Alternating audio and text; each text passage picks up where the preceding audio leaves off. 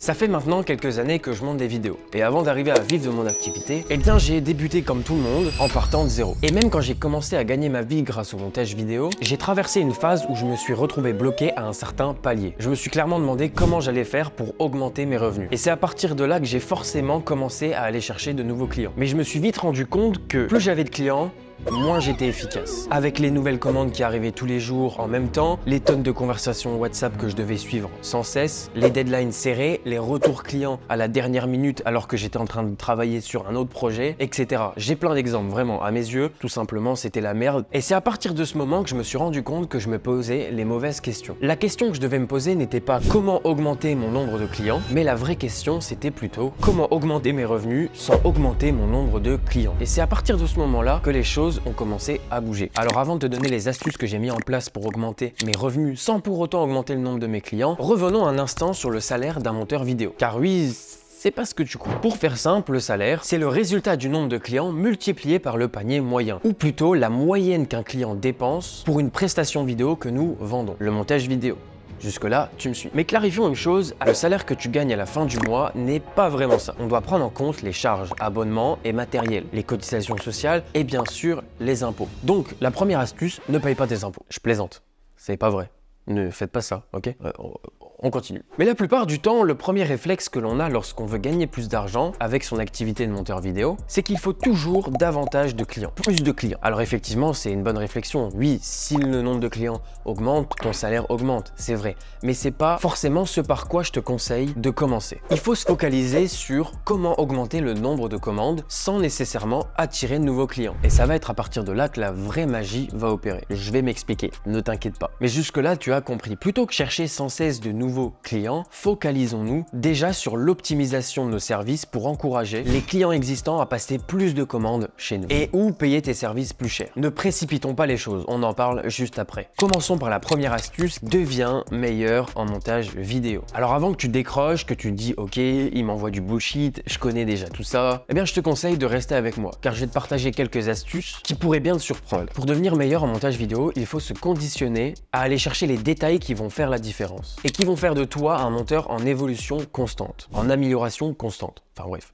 T'as capté. Pour devenir meilleur, tu vas devoir t'ouvrir à ces trois phases. La première, ça va être d'être ouvert aux critiques constructives de tes vidéos. Demande à tes amis, à tes collègues, à une communauté sur Discord ou même sur des groupes Facebook de regarder ta vidéo et de te donner leur avis. Alors non seulement ça va te donner un visu extérieur, parce que oui, quand tu montes des vidéos pendant des heures, il y a quelques erreurs que tu vois pas forcément. Mais surtout, ça va te pousser à t'améliorer à chaque fois. Et souvent, tu peux être surpris par les réponses constructives que tu peux avoir. Je te donne un exemple de ce que j'ai répondu à cet élève sur mon Discord. Et si on va un petit peu plus loin, quoi de mieux que de recevoir des avis constructifs de tes propres clients. Prends note de tous les retours qu'ils te donnent et tu les mets en pratique sur tes prochains montages vidéo et surtout sur leurs vidéos. Pourquoi? Parce que tout simplement ils seront ravis de voir que tu prends en compte leurs retours pour améliorer tes vidéos et donc leurs vidéos. Ça va avec, c'est le package en fait. Pour continuer dans les astuces, ça va être de suivre les tendances. Parce que oui, le monde du montage vidéo, il évolue sans cesse. Tu le vois bien sur les réseaux sociaux, j'ai pas besoin de t'en parler. On est obligé d'investir du temps dans les nouvelles techniques de montage, dans les nouvelles IA qui sont en train d'arriver. On est obligé de se démarquer de tout ça. Donc pour ça, tu peux suivre des cours en ligne, regarder des tutoriels sur YouTube, lire des blogs spécialisés dans le montage vidéo, voire même s'inscrire à des newsletters dans le thème du montage vidéo. Et tout ça, ça va te permettre de rester à la pointe des tendances tout en gagnant du temps. Le mec qui se fait chier à écrire une newsletter toutes les semaines, dis-toi qu'il prend énormément de temps à trouver les dernières tendances, donc te faire gagner du temps. Jusque là, tu me suis. Après, si tu penses ne pas avoir le temps, eh bien, je te conseille que tous les jours, commence par déjà 20 minutes pour tester une IA, pour lire des mails, pour regarder une vidéo YouTube, ou alors pendant que tu manges le midi ou le soir,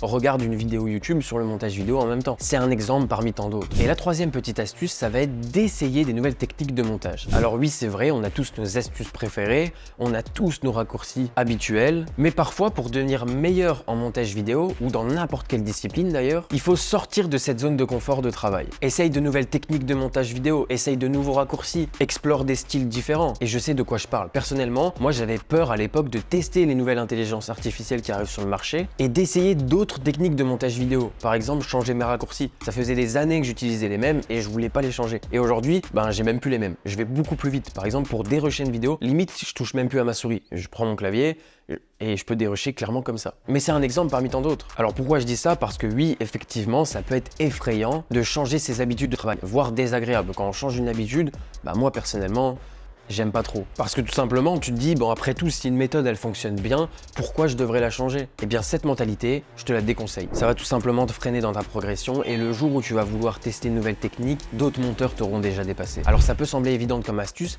mais soyons honnêtes, combien d'entre nous s'y engagent réellement? Entre nous là. Dans l'espace commentaire, ça reste entre nous, t'inquiète. Pour parler de la suite, ça va être identifier ce qu'est un bon client. Avant de répondre à la question comment identifier un bon client, la première chose à mettre en place, ça va être l'art de savoir dire non. Et je sais, c'est tout un art. Mais beaucoup de monteurs vidéo, et moi-même, j'ai été dans cette catégorie, font l'erreur de dire oui à tous les projets qui se présentent. Et ça, même si la deadline est trop serrée. Vraiment, n'aie pas peur de dire non. Et en réalité, le non, N-O-N, à un projet qui ne correspond pas à tes standards, peut être bénéfique à long terme. Et même à court terme d'ailleurs. Ça te donnera une posture professionnelle d'une personne qui préfère refuser un projet plutôt que dire oui et de ne pas le rendre dans les temps, de ne pas être inspiré ou tout simplement rendre de la daube. Donc vraiment, retiens ça. Mais passons maintenant à la question qu'on s'est posée tout à l'heure, comment identifier un bon client? La première étape pour identifier un bon client, ça va être lors de ta prospection. Si tu veux augmenter ton chiffre d'affaires sans augmenter le nombre de clients, il ne faut pas que tu ailles prospecter des personnes qui font des vidéos tous les 14 juillet. Non, oublie ça, tu dois cibler les personnes qui sont réguliers. Quand tu vas sur une chaîne YouTube, tu peux le voir très facilement. Et une personne qui est régulière dans ses vidéos, ça veut dire que tu vas avoir des revenus stables et prédictibles. Parce que travailler de manière récurrente avec des personnes qui apprécient ton travail et respectent tes délais, c'est essentiel pour assurer une stabilité dans ton activité, tout simplement. Ne crains pas de fermer la porte à des clients difficiles ou des clients peu rentables. Au contraire, ça va te permettre de maximiser ton temps et de te concentrer sur les prochains projets. Il faut donc identifier ce qu'est un bon client et ensuite cultiver cette relation avec des clients fiables et réguliers. Après, pour garder ces clients, on arrive dans la fidélisation. C'est pas le thème de la vidéo, mais je vais quand même te donner quelques conseils. Pour le fidéliser, c'est-à-dire pour pas que ton client parte voir ailleurs, chercher un autre monteur, il faut te rendre indispensable. Et ça passe par la qualité de tes prestations, la qualité de ta communication avec lui, ta force de proposition et les avantages que tu lui procures. Par exemple, propose-lui une petite réduction quand le client devient régulier et qu'il passe par toi pour une grande partie de ses vidéos, voire la totalité. Tu peux peut-être aussi, pour le jour de son anniv, lui accorder une petite réduction sur la dernière vidéo. Je donne plein d'exemples, mais c'est des petites actions qui font toute la différence. Mais après, oui, je sais, ça peut sembler contre-intuitif de proposer des réductions parce que nous, on veut augmenter notre salaire. Mais cette régularité te permettra d'avoir un planning éditorial. Et ça, parfois, eh ben, ça se paye. Et dis-toi que si tu as un planning édito, tu vas pouvoir traquer tes temps, de connaître parfaitement ton client, ses besoins, son style de vidéo, et donc gagner en rapidité. Bref, je t'assure que tu y gagnes au change. Et tout à l'heure, on a parlé de savoir dire non. Eh bien, ça fait partie du processus. Il est beaucoup plus simple de refuser des projets de nouveaux clients si tu as déjà 1, 2 ou 3 clients réguliers, avec qui tout se passe bien, ça roule et ça te permet de vivre de ton activité. Avant de passer à la troisième astuce, j'aimerais revenir sur un point que j'ai parlé juste avant, la communication. C'est un point très important et qui est souvent négligé chez les autres monteurs. Et je le vois, il nous arrive parfois à l'agence, car oui, je ne l'ai pas précisé, si jamais tu le sais pas, j'ai une agence de montage vidéo à côté de cette chaîne YouTube. Et ça nous arrive de travailler avec des partenaires monteurs vidéo ultra chauds en montage, mais en termes de communication, c'est toujours à nous de revenir vers eux pour savoir où en sont les projets. Et le problème, c'est qu'ils envoient des projets un petit peu au dernier moment, ils prennent du temps à répondre à nos messages, et ça, je te promets que c'est insupportable. Je me mets à la place des clients, c'est horrible. Et ce qui est dommage, c'est que les personnes sont ultra chauds en montage. C'est juste ce petit truc qui fait que des fois, eh bien, on travaille plus avec. Une deadline trop serrée, au dernier moment, il suffit qu'il y ait une mauvaise connexion derrière,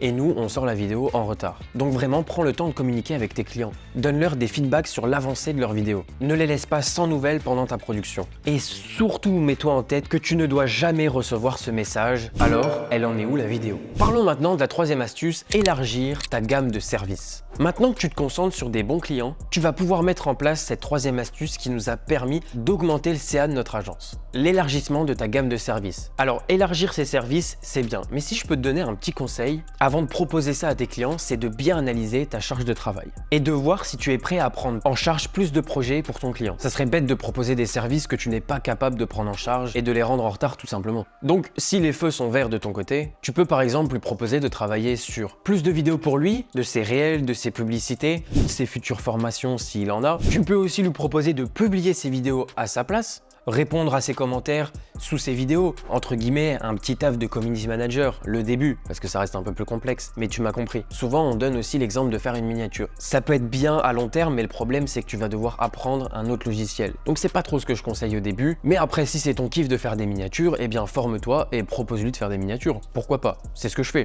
Alors, ce sont des aspects de sa création de contenu qui peuvent sembler pas trop compliqués, mais ça prend du temps de fou. En leur proposant ces services en extra, je peux t'assurer que tu leur rends un sacré service. Et bien sûr, comme tu t'en doutes, tous ces services supplémentaires, les clients vont te rémunérer pour ça. Et tu vas donc rentrer dans ton objectif d'augmenter le panier moyen de tes clients. Et comme on l'a vu tout à l'heure, si le panier moyen monte, ton salaire aussi. En résumé, élargir tes services, en plus du montage vidéo, c'est pas juste un truc qui peut être cool ou sympa à faire. En offrant ces services en extra, tu deviens plus qu'un simple prestataire de service. Tu deviens un réel partenaire. Vous allez fonder une équipe ensemble. Puis en plus, retiens que tu seras payé pour ces services supplémentaires, car oui, tout travail mérite salaire. On va passer à la suite, ça va être améliorer ta productivité. Revois ton flux de travail de A à Z. Identifie les étapes qui prennent du temps et explore des moyens d'aller plus vite ou voire de les simplifier et sans compromettre la qualité, bien sûr. Aujourd'hui, il y a une chose qui est arrivée sur le marché qui a fait peur à beaucoup de monteurs. Tu sais de quoi je parle, les intelligences artificielles. Et je vais te rassurer, ne les considère pas comme des concurrents, mais plutôt comme des outils précieux. Une intelligence artificielle bien utilisée, elle va te permettre de gagner énormément de temps et ça va pouvoir te laisser du temps pour te concentrer sur l'aspect créatif du montage. Et parce que je suis un mec généreux, je vais te partager 5 IA que j'utilise et que je te conseille d'utiliser pour aller plus vite dans ton workflow. Le premier, c'est Firecut pour dérusher automatiquement mes vidéos. Le deuxième, de temps en temps, j'utilise Submagic ou Caption. Ça va me permettre de sous-titrer les shorts automatiquement. Et en plus, ça fait beaucoup moins de fautes que mon logiciel Adobe Premiere Pro. Car oui, effectivement, Adobe, il est pas trop chaud en orthographe. Le troisième, c'est Adobe Podcast. Sur cette vidéo, j'utilise Adobe Podcast.